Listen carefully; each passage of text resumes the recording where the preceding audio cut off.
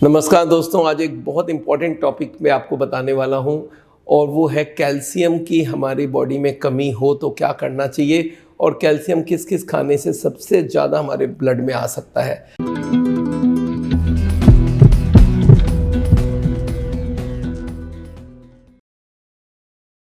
आपको मैं बता दूं, पूरे दिन में हमारे बॉडी में कैल्शियम की ज़रूरत करीब 500 से 600 मिलीग्राम होता है, मतलब आधा ग्राम के आसपास इतना हमें हर दिन ज़रूरत है कैल्शियम। और ये कैल्शियम अगर कमी रहेगी तो आपकी हड्डियां कमज़ोर हो जाएगी, फ्रैक्चर्स होने के चांसेस रहता है और आगे हड्डी बेंट होने के चांसेस रहते हैं। तो कैल्शियम होना बहुत ज़रूरी है हमारे बॉडी में।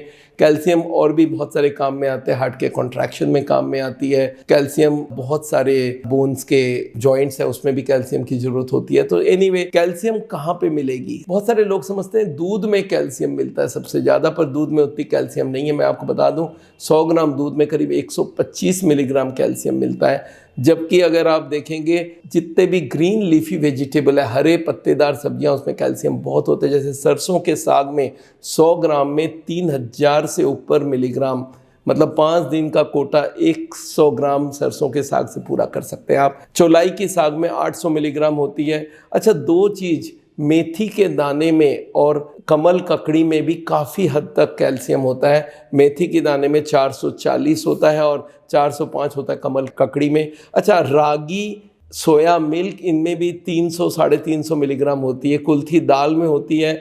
और ये जितने सारे के टोफू में, राजमा में, बीन्स में, सोयाबीन में, इसमें 200-300 मिलीग्राम तक 100 ग्राम में होती है। और अगर आप देखेंगे मोठ में 202 मिलीग्राम होती है। अच्छा, फिग जिसको हम लोग बोलते हैं अंजीर, उसमें भी 240 मिलीग्राम होती है। उड़द दाल, बथुआ की साग, मूंग दाल, ये सब में भी काफ़ी हद तक कैल्शियम पाया जाता है। अगर देखेंगे तो दूध में 120 से 125 मिलीग्राम होती है।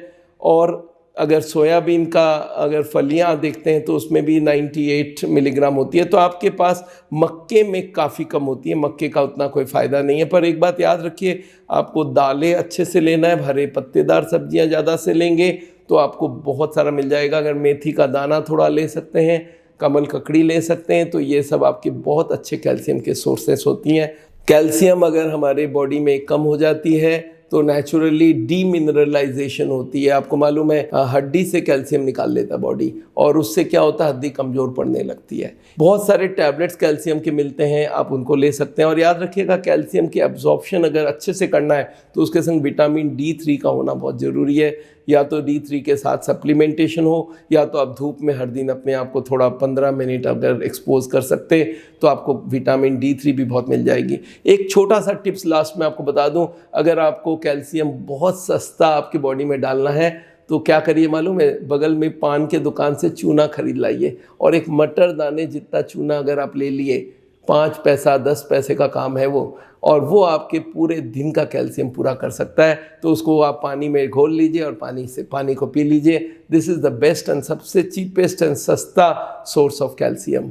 इस बात को आपको याद रखना है। चलिए, आज के लिए मैं इस लेक्चर को ख़त्म करता हूँ। पर कैल्शियम के बारे में जो भी नॉलेज आपको हमने दिया वो बहुत अहम है और इसको आप लोगों तक शेयर करिए। और मैं आपको बताना चाह रहा हूँ कि हम लोग हार्ट का ट्रीटमेंट करते हैं बिना बाईपास, बिना एंजियोप्लास्टी, और ऐसा हॉबी मैं आपको बहुत सारे हेल्थ टॉपिक में बात बताते रहता हूँ। तो आप हमारे संग जुड़े रहिए। थैंक यू सो मच, मिलते हैं आपको।